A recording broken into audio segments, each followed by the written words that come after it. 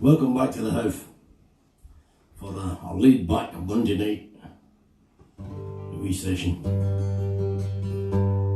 This will be the second last session that I do on a Monday night. Wee stories for the book. To get that bit over and done with first. If anybody is joining us for the first time, this is what we're basing it on. It's a fine work of art by an extremely well-known author to me, a guy called Tedchristopher. Falling Wild Geese. It's very funny. It's a tenner. Drop me an email if you fancy a copy, if you haven't already read it. When I say it's very funny, there's not actually that many laughs tonight because it's quite a serious night. However, before we get down to the serious stuff, welcome. Slange. I hope you're well. I hope you're enjoying the weather. If you're having to work, you're lucky if you're getting to work, I suppose.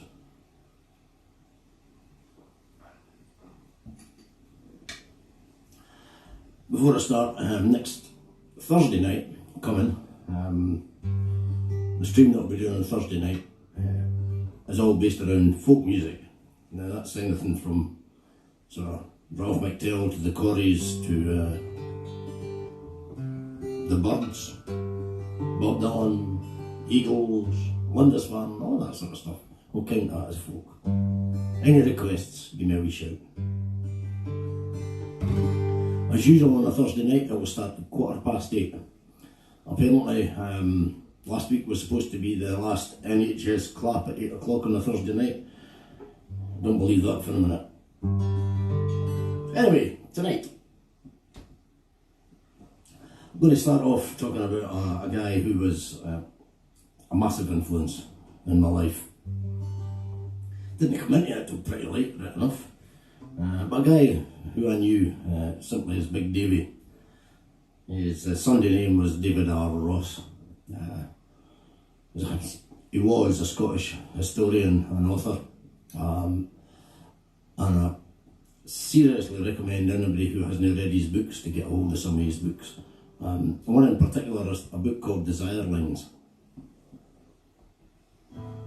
This is it here, and it just goes all around Scotland, teaching you wee bits of history. And it's a wee bit like, where are we going in the car this week? And you look it up, and he'll tell you the history of it. In a very easy way to understand. I first met Davy at a Scottish night in Perth that was run by Jim Scott, that used to work in Perth and in France and in Germany with doing Scottish nights. And Big Davy came along to one of them. And we got talking after it because he was particularly impressed by one of the songs that I sang. So this is the reason that I got to know Big Davy. So we sang about the Battle of Bannockburn.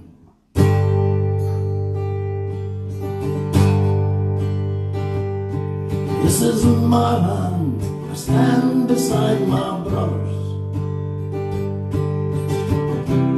Each man here to face this day of destiny.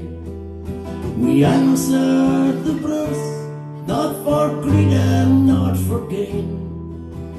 From this boasting field came to be free. For days I've walked across the moorland, leaving far behind the glen where I was born. And a frightened crying woman carrying my child. I trust in God that I will live to hold my son. This day brings a Scottish dawn, and freedom is the right of every man. We give our all here today, so on our children can say, this is our land, and we are Scotland's sons.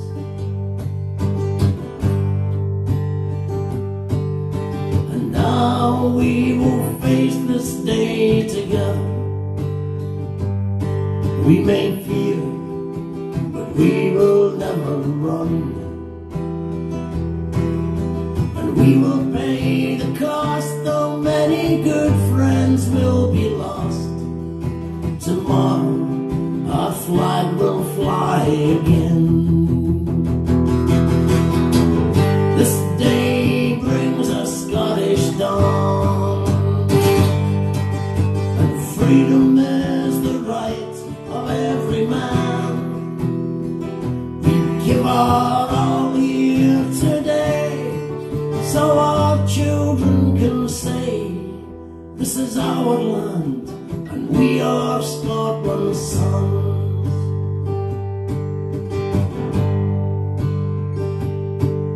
On this Coxet Hill we gather to the saltire. When we are long gone, our sons of sons will say, they stood behind the Bruce, not for greed and not for gain, but on this Borstone field they died that we be free. This day brings a Scottish dawn, and we've taken all that any nation can. We give our all here today, so our children can say, this is our land, and we are Scotland's sons. And if we die here today, we die for Scotland's sons.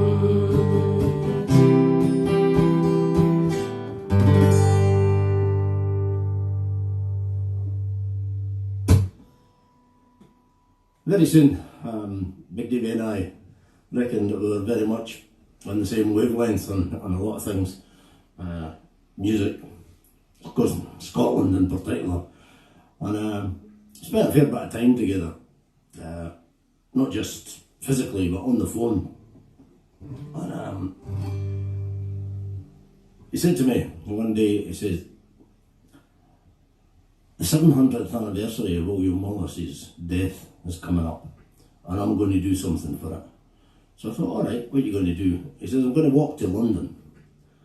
I'm going to walk the route that Wallace was taken from Royston, where he was captured, down to London, where he was killed. And I said, I hope you didn't think you want me to walk to London with you. And he said, no, I'm doing this on my own. He says, but when I get there, I'm going to have a funeral service for William Wallace. And I sort of looked at him, and he said, you never had a funeral service, you know. And it's about time that we gave him a funeral service. So over the weeks, we spent ages on the phone talking about this funeral service. And then one day he said to me, I want you to write a song for the service in the church. And I said, oh, Davey, I don't know if I can do that. I don't know if I can write a song that would be fitting for William Wallace's funeral service. And he said, yes you can, and you will get it done.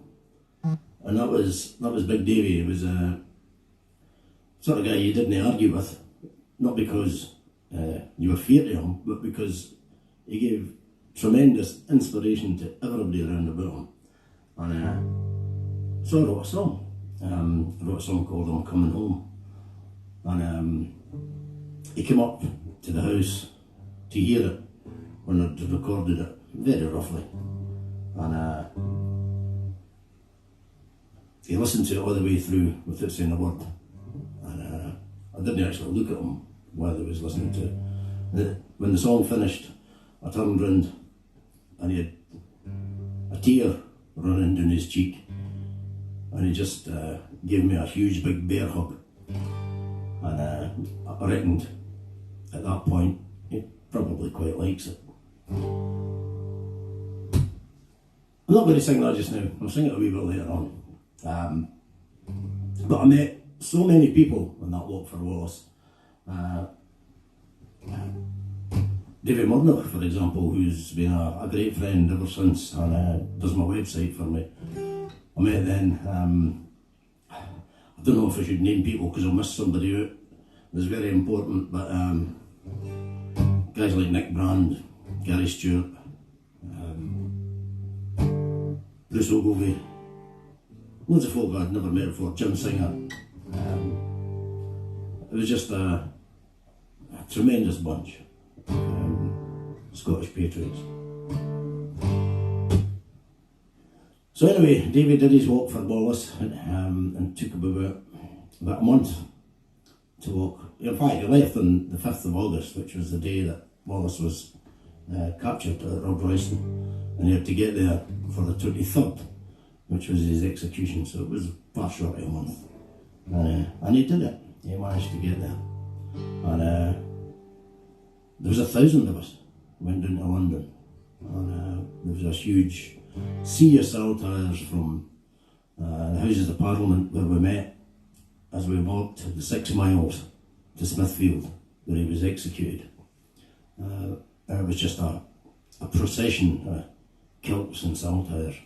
And I remember walking past one hotel and this guy came bursting out of the hotel, and he obviously had no idea that we were there, but he came running right into the middle of the procession, and he was Scottish, and he just stopped dead and he just looked at all the saltires and the kilts, and he said, "What the fuck's happening here?" And I said, "Oh, we're invading." And he laughed and he said, no, seriously, what's happening?" And I said, "We're all going to Smithfield where William Wallace was executed. This is the 700th anniversary to the day of his execution." And the guy said, "Well, that's the work buggered for the day, I'm coming with you guys." And the last I saw him was about 12 o'clock that night, lying in a crumpled heap beside one of the tables in the Welsh Centre where we do go on for a social afterwards. So he had a good day. When we were organising the actual walk, I remember Davey saying to me, "There's one guy in particular that I would like to be there." And I said, "Who's that?" He says, "The most famous Scot on earth." So I thought, and I said, "What? Sean Connery?" He says, "Yep, that's right." He says, "I want Sean Connery to come." He says, "But I've just got no idea how to get hold of him." So I said, "Leave it with me." It took me about 20 minutes to get Sean Connery's mobile phone number. I cheated. I've got an old pal called Brian Beattie who worked pretty high up in the arts in Edinburgh, and he knew somebody who did an exhibition that Connery had been involved with, so I managed to get his mobile phone number, and I phoned up Sean Connery, and I got his answer phone. So I just left a message on the answer phone, explained who Davy was, what he wanted to do, and would he be interested, and left Davy's phone number. And Davy was sitting at his tea, and Sean Connery phoned him and said, "Yeah, I want to be part of this." As it turned out, he was contracted to be working on a film in North Africa at the time and couldn't get away, but he did send a message of support on the day. In the church itself, I sang in the church. Ronnie Brown sang in the church. He sang Flower of Scotland. And I remember sitting beside Ronnie and we were talking to each other. It was a very solemn occasion. It was seriously just like a funeral, and everybody there believed that Wallace's spirit was there with us. And Ronnie said to me, he says, "How are we going to get through this without crying?" And I said, "Well, I'll make a deal with you, Ronnie." I said, "You greet when I'm singing and I'll greet when you're singing." And that's what we did, and it worked. Alex Salmon spoke in the church as well. And he started his speech by saying, "There is nowhere in the world I would rather be today than in this church to give William Wallace his farewell, to see his spirit safely coming back home to Scotland."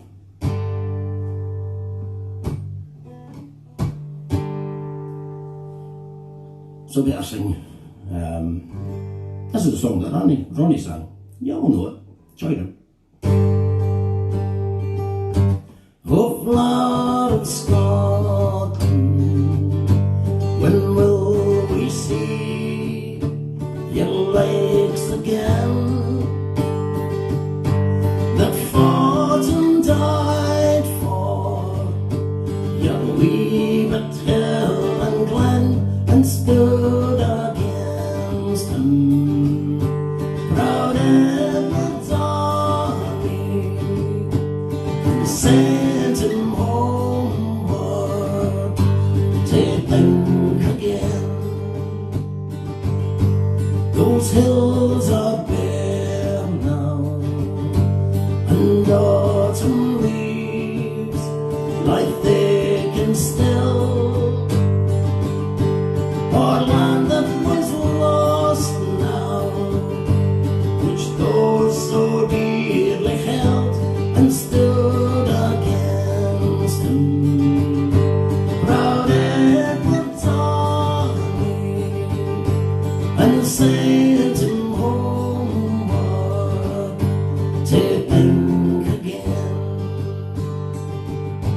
Those days are past now, and in the past they must remain, but we can still rise now and be the nation again that stood against them, proud Edward's army, and sent him homeward to think again, and sent him homeward to think again.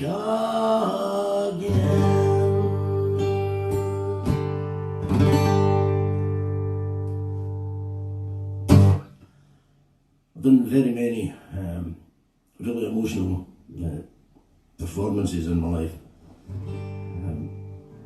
Too many of them at funerals of friends. But singing in that church, I've got to say that there can be no greater honour for a Scottish folk singer than to sing at William Wallace's funeral. And nervous, I suppose I was. We got up to sing, no amplification. It was a big church, so just natural acoustics. The place was absolutely silent. And I just walked down the length of the aisle singing and back up again. And by the time I got back up again, church wasn't silent anymore. It was full of people just sobbing. I wish I could give that experience to people who weren't there. But those of us who were there know exactly how it feels. And it was pride. It was pride. We felt the man was there. We felt we did him proud. But Big Davy taught me loads about Scottish history. I knew a wee bit, but I learned so much from him. He took me up to Och in the Black Isle, where Andrew de Murray had his castle on Ormond Hill. And he told me the whole story about Andrew de Murray and the North Rising. While Wallace was doing his bit down in the central and south of the Scotland, de Murray was doing the same thing up in the north, getting rid of the occupying forces in Inverness and all that surrounding area. And of course, Andrew de Murray then came down to Stirling Bridge and joined with William Wallace at Stirling Bridge, and they were co-commanders. But Andrew de Murray was fatally wounded there, and his name faded away into history because he didn't go on, and Wallace became the Scottish hero that he deserves to be. But Andrew de Murray should also be there with him. And I spent years trying to get a statue down at Stirling Bridge, which is both of them on it, and it's happening. It is happening. It's painfully slow.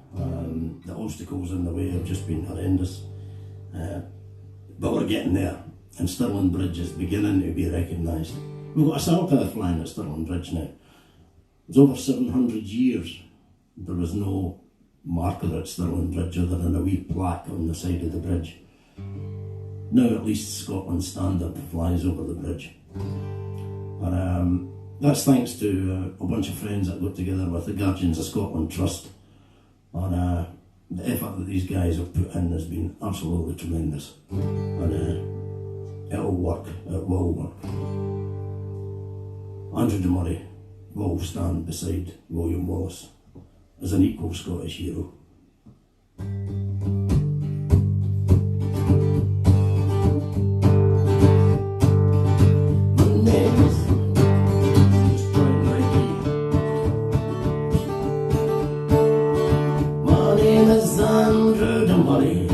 And the north is rising to take back our country and set it free again. So carry this letter to Wallace O'Ellerslie. Tell him for Scotland it is not on the line. Give me target men, take your fastest horses, Godspeed to the south. Let the Wallace be told that higher rock, the Saltire is flying, we're taking back the north. We'll join him at the Forth. We'll stand together as guardians of Scotland, in the name of a country will for our time remain, and forever the children of Scotland can be proud of the feathers and the freedom they gain. They come in their thousands, they thought that they would crush us, but brave hearts stand their ground, and we sent them all to hell. This wound will soon take me, but my final breath I give, no one amen D, but this ain't really lived. Scotland, dear Scotland, the north didn't fail ye, though many still lie here.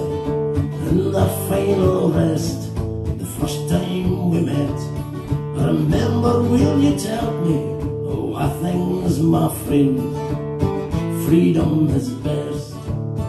We stood together as guardians of Scotland, so the name of a country will for our time remain, and forever the children of Scotland will be proud of the feathers and the freedom they gain. So ease your hand, dear William, now I must leave you here at Stirling Bridge. This was our finest hour, and long centuries renewed. Scotsmen will stand here, and for the blood beneath their feet, they'll I say a wee prayer. They'll stand together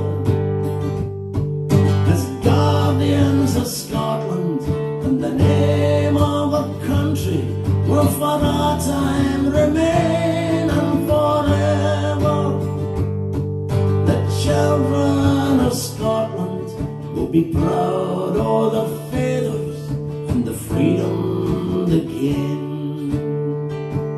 They'll remember Andrew Murray and the proud north rising.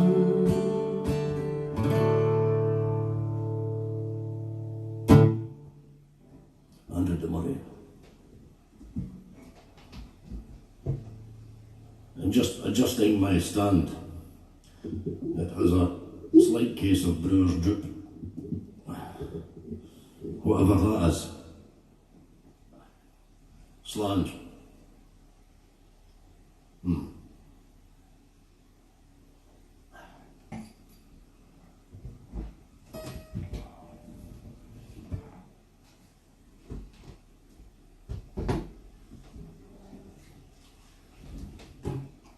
I travelled quite a bit throughout Scotland with Big Davy, and it didn't matter where he went. Anywhere, he would say, "Wait till I show you this," and he would take you around a corner, up a street, through a gate, and point out something, somebody's gravestone or some battle site or whatever. His knowledge of Scotland and where everything was just absolutely astounding, and tremendous inspiration. I remember him coming to a gig in Rutherglen.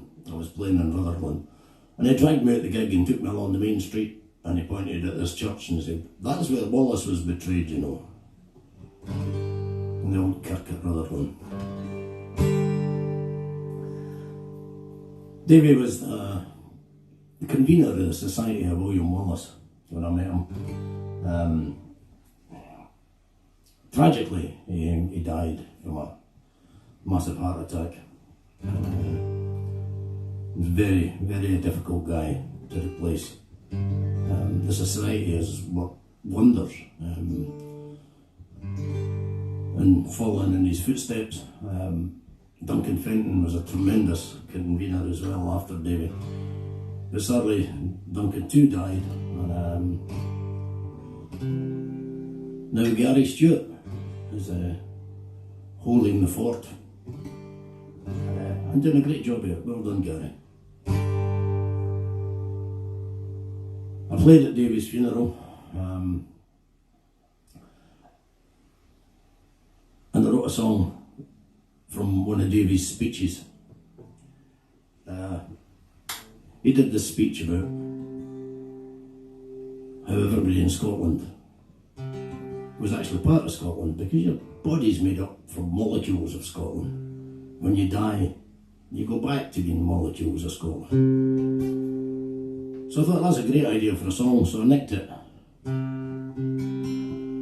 I didn't expect I would be singing it at so many dear friends' funerals, but there we go. We are the soil, we are the trees on the hills, the birds in the air, the fish in the pools.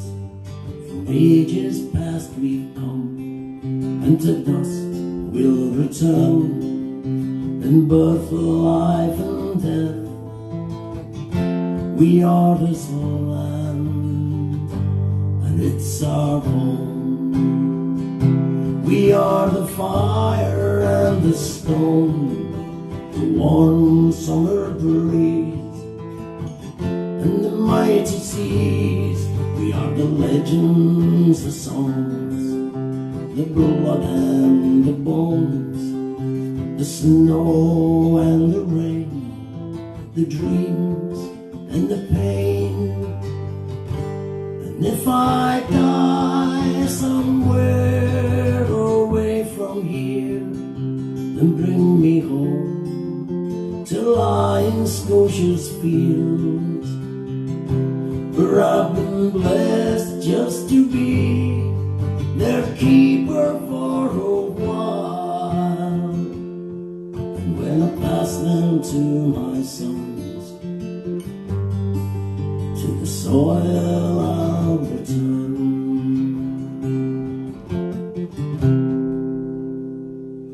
We are the soil, we are the trees on the hills, the birds in the air, the fish in the pools. From ages past we've come, and to dust we'll return, in birth, life and death.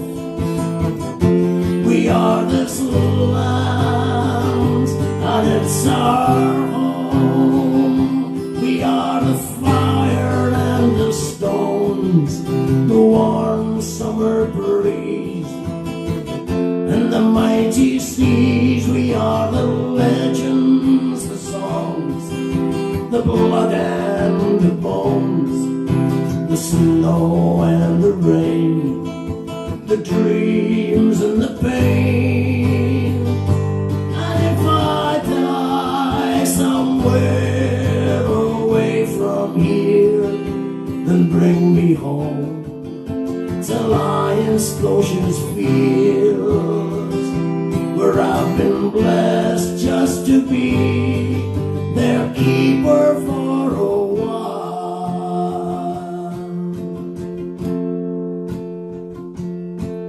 Now that in your care, my sons, as to the soil I now return.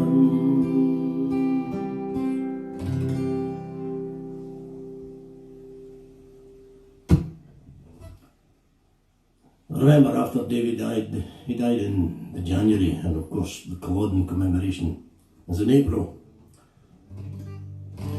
And his daughter Kim brought his ashes up to, or some of his ashes up to Culloden to scatter. And it was quite a windy night. And as she scattered his ashes, there was this gust of wind, and I got covered, and I'm sure he was laughing. I didn't choke though. In a way it was quite nice. Not that I'm suggesting that everybody throws ash at me, but it was a magic wee moment on Culloden battlefield.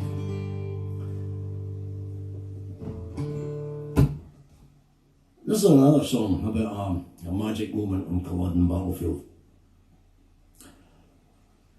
When I first started going up, the commemoration had been going for a wee while.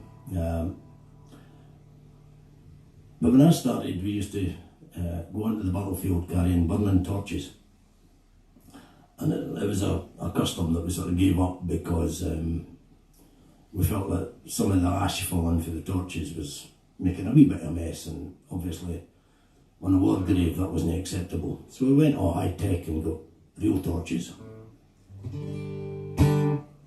But from the early days, there was a story. I've been there in all weathers, when it was like really clear starlit nights to pissing rain to snow even. The most dramatic of them is when it's foggy and you can't see other people. Then you hear the pipes in the distance through the fog, and then the banners appear in the air, and it's just magic. If you've never been to Culloden midnight commemoration, come. If you've got a Scottish heart, come, do yourself a favour. It's an experience that you just have to be there. But anyway, one night we were walking off the battlefield after the commemoration, and in darkness, it was freezing as always. Torches had burned out, of course, by this time. And one of the guys who was stumbling in darkness through the heather said to the guy next to him, he said, "Do you think the young men who lie here appreciate that we come every year?" And just as he said that, all the torches burst back into flames again. So I had to write a song.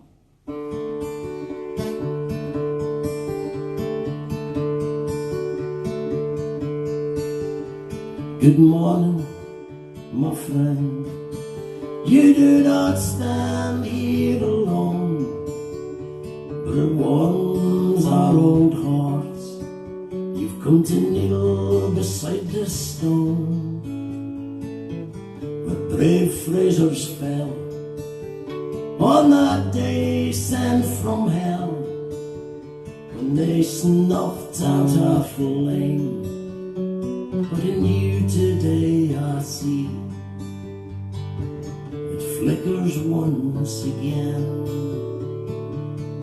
It's a flame that can roar the cry of freedom if you just hold it to the sky. For there's 1,000 years of Scottish souls, each one holding high freedom's flame and Scotland's name. Hold it high, hold it high, as long as there remain 100, our flame will never die. We came here not knowing how we'd feel among these stones, just to lay some sprigs of heather for those brave men long gone. Now as the teardrops fall on the wind, I hear a call for Scotland, an abundant pride engulfs us all. My flame will roar the cry of freedom as I hold it to the sky, with those 1,000 years of Scottish souls, each one holding high freedom's flame in Scotland's name. Hold it high, as long as there remain 100, our flame will never die. Never comes the day when I don't think about that moor or other fields of battle that are scattered o'er this world. We young Scotsmen lie, called before their time, but they did not die in vain, 'cause each one carries freedom's flame. It's a flame that roars the cry of freedom as we all hold it to the sky, with those 1,000 years of Scottish souls, each one holding high freedom's flame in Scotland's name. Hold it high, as long as there remain 100, our flame will never die. As long as there remain 100, our flame will never die.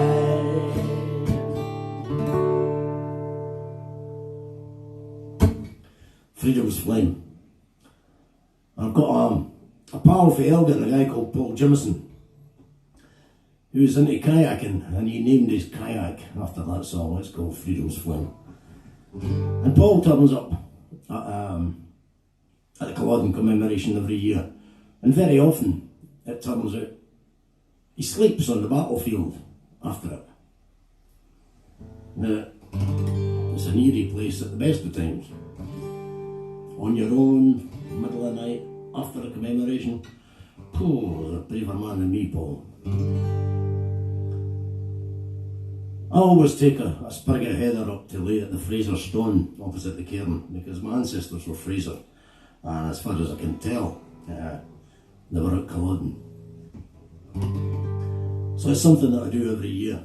And just maybe 3-4 years back, after the commemoration, I go back to the car, and I was heading straight down the road because I had a gig the following afternoon down in Central Belt. And I got back in the car and I looked in the passenger seat, and the heather was still lying in the passenger seat. I forgot to take it onto the battlefield. So it was a really foggy night, and I had a choice then. I couldn't lay it in the morning because I had to get back down south. It was a case of just don't do it, or to walk onto the battlefield again in the darkness on my own to lay the heather at the stone. So I did. went onto the battlefield myself, and a bit feared, shall we say. But strangely, once I got past the English lines and was approaching the Scottish lines, there was a sort of calm came over me, and I couldn't see any more than about 3 or 4 metres in front of me. But I knew exactly where I was going, I knew where the stone was.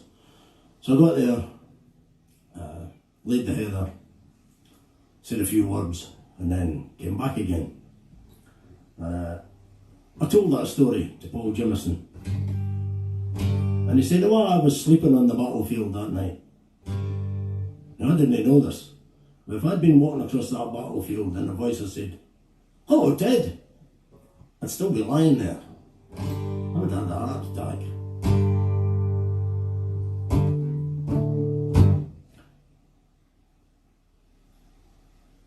Wallace Day in Elderslie was another thing that Davy made sure that I came to, and made sure that I started public speaking at Elderslie, and also in the walk for Wallace when I came back to Lanark. I got into trouble with some of the things that I said though. Actually, it was the headlines in the Lanark paper when we brought Wallace's spirit back up to Lanark, and I made a comment that the Labour councillor that was listening branded me as being a racist, and I was a racist because I was talking about Scottish history, and I said, we don't get a lot of Scottish history in our schools, and we should. We get loads of English history. I mean, I got taught all about William the Conqueror and the Tudor kings and queens of England, and I didn't pay much attention because I wasn't interested. It wasn't relevant to me. I do remember that Henry VIII had 6 wives, or maybe it was Henry VI that had 8 wives, but I didn't find that strange. I just thought it was probably quite normal that you had to go through quite a lot of English women before you were in the kitchen. I thought it was funny, everybody else thought it was funny. Not the Labour councillor who branded me as being racist. But there we go. Just in case any of my English friends, relations are watching, love you. You know that.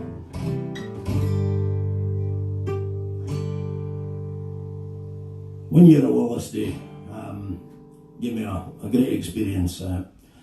Winnie Ewing was there. Now, some of you might not be old enough to remember Winnie Ewing, but she won Hamilton South for the SNP in the days when SNP MPs were unheard of. And she later became an MEP in Brussels for Scotland. And it was so popular there that she was known by the name of Madame Écosse. And she came to the Wallace commemoration one year, and I was really sort of touched when she cornered me and said, I hear you've written a song about William Wallace. And I said, yeah, I have. And she said, I want you to sing it to me. I said, oh, yeah, I will be singing it. And she says, no, I don't mean in the concert. I want you to get your guitar now and sit down and just sing it to me. So I did. Me, a guitar, and Winnie Ewing. What a lovely wee woman.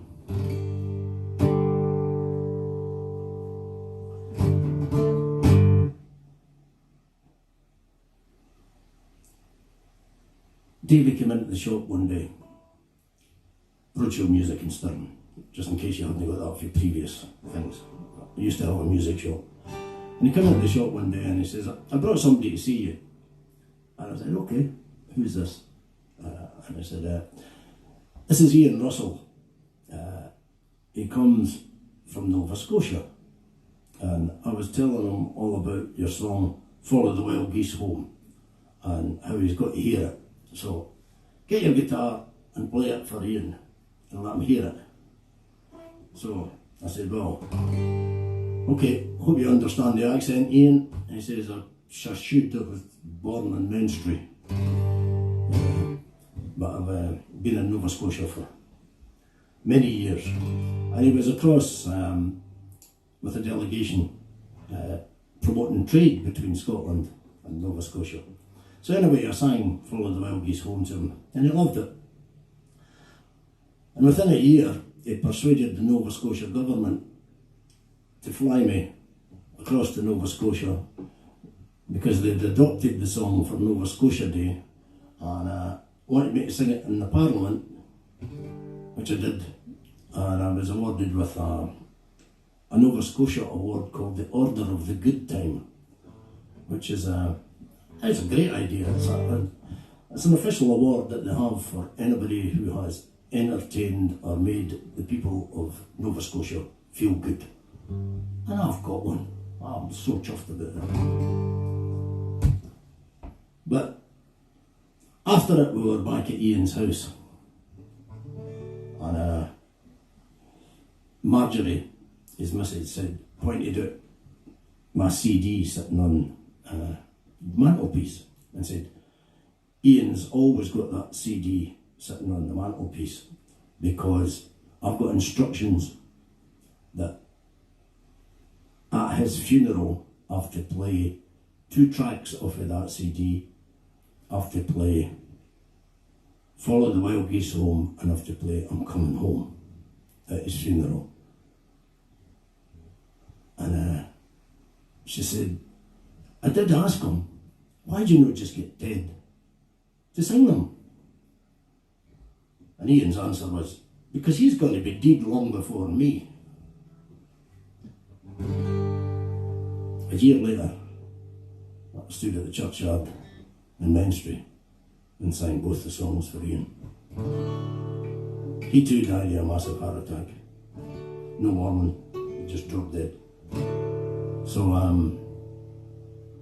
for Ian Russell. At the end of the day, does your heart fly to the lochs or the glens or the islands? Do you dream of the Clyde or a small border town? Do the pipes make you shiver and want to see your mum? It's been too long since you've been gone, too long since you've been home to the place that's forever in your heart. And watch your father steps again in the soft Scottish rain, and you follow the wild geese home. From the wilderness of Torridon to Australia's New South Wales, from the Black Isle to Nova Scotia, from Fife to Dubai, New York from a Crofton sky, a new beginning with a force but following dreams.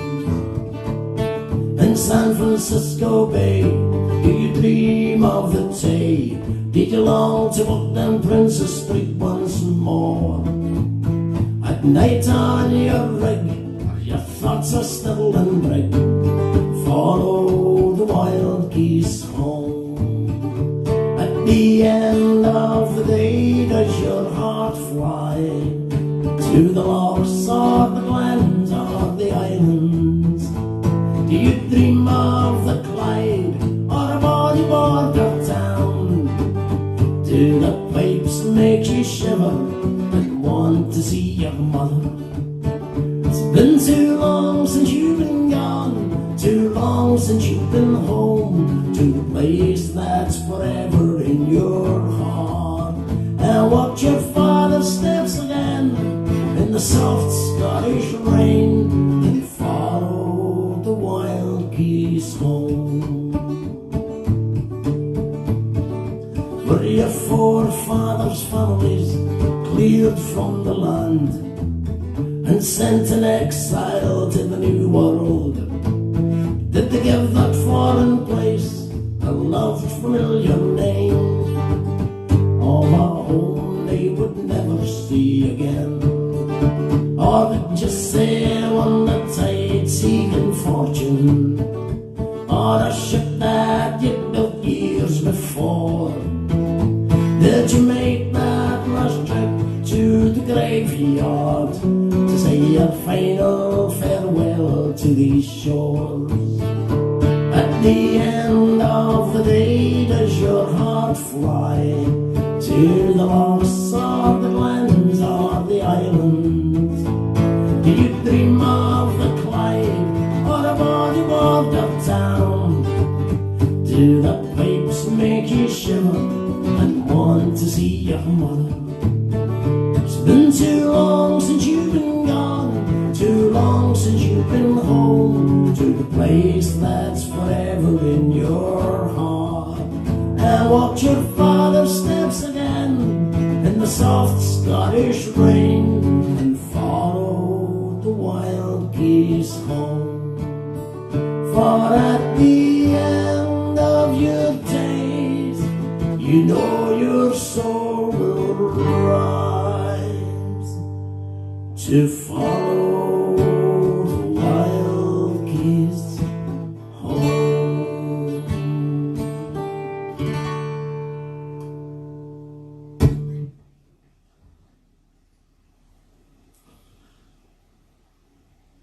Ian Russell,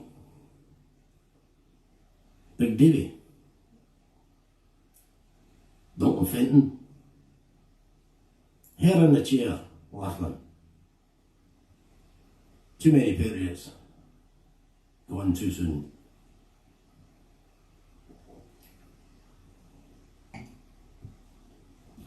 Big Davy, never heard this song, because I wrote it after he died. Not for him, but it's about Bannockburn, and I'm sure with his sense of humour, he would have loved this.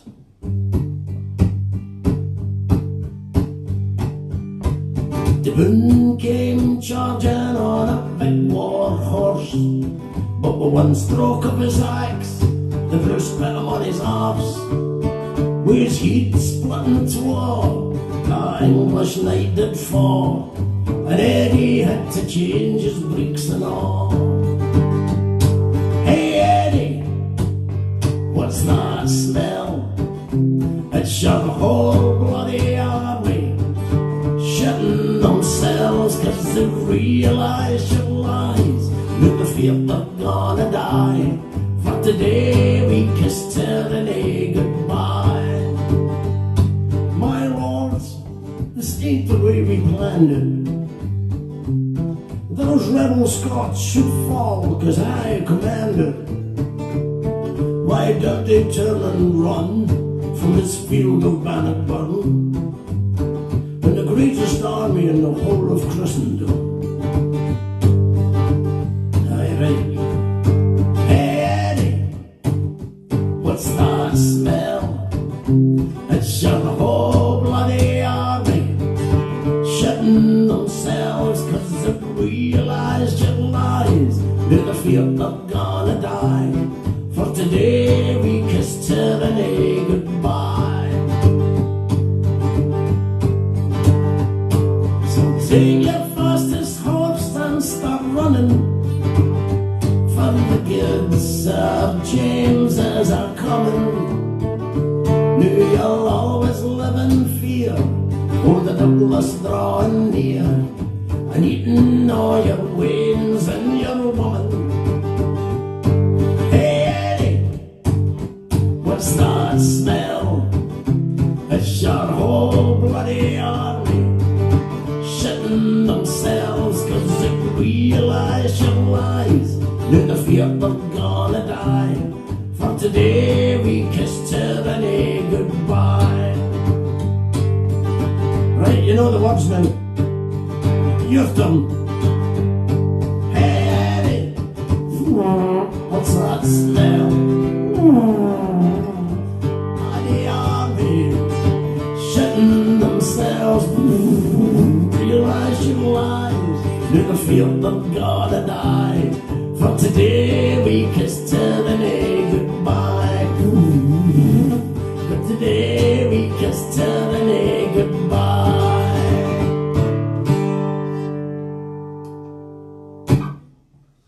Hey Eddie, Davy would have loved that.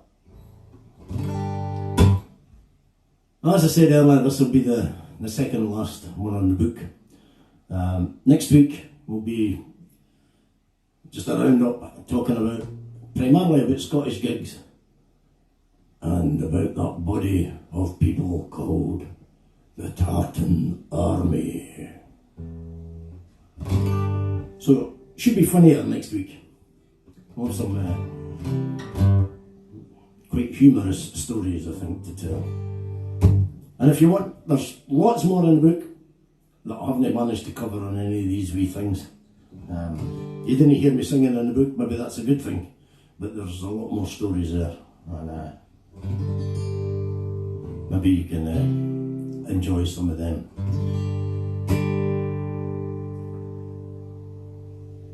Thursday is a folk night. Any requests, let me know. And the other thing that I should mention, just to give you a wee heads up, because I've already mentioned this before, got quite an exciting announcement to make tomorrow. So about the 14th of June. So if you want to have a wee look at my Facebook page tomorrow, and I'll let you know what that's all about. It's a wee fundraiser.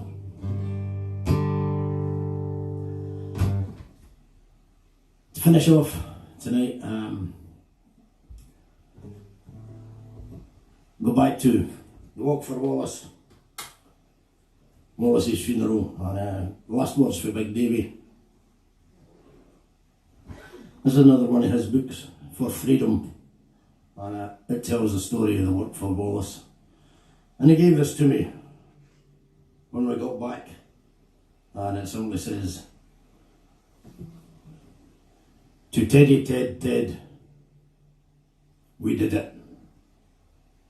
For Scotland, David R. Ross."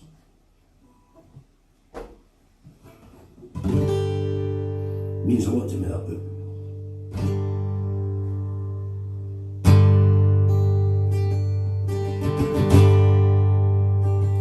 Did not close my eyes for the last time under Caledonian skies, with my good friends gathered all around me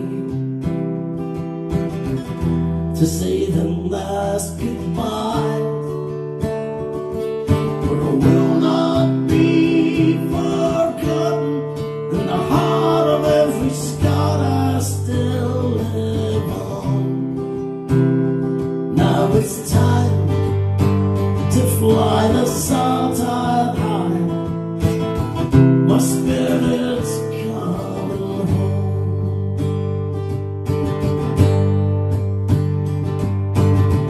They tore apart my body so I could not rise on Judgment Day. But what they did not realize is now I'll never go away.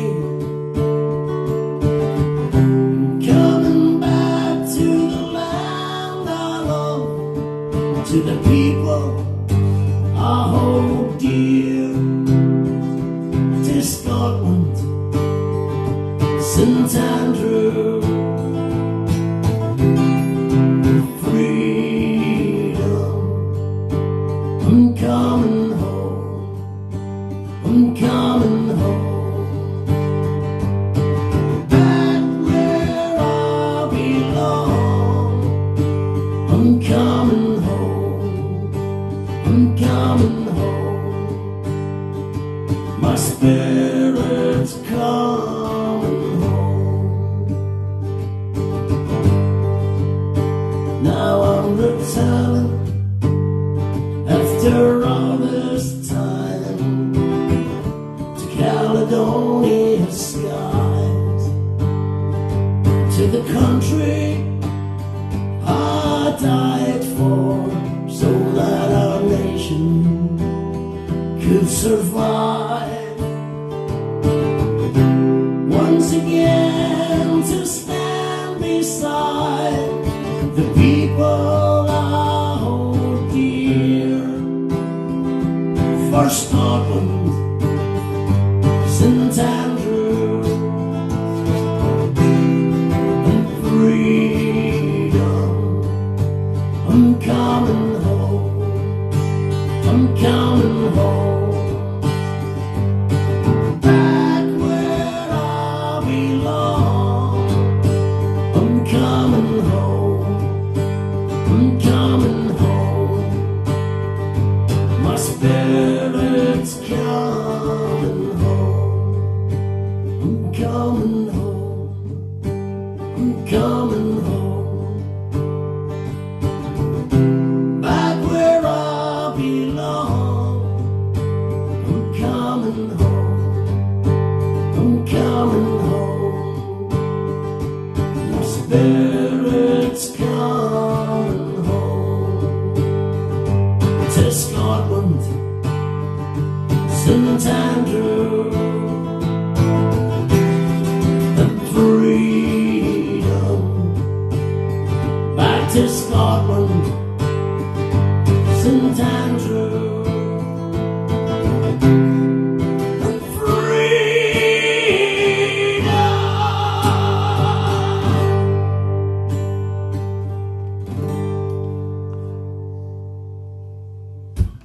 Thank you once again for joining me. Hopefully see you all Thursday night. It's been a pleasure sharing some of these memories with you. Made me feel great again. Pride, Scotland. See you soon.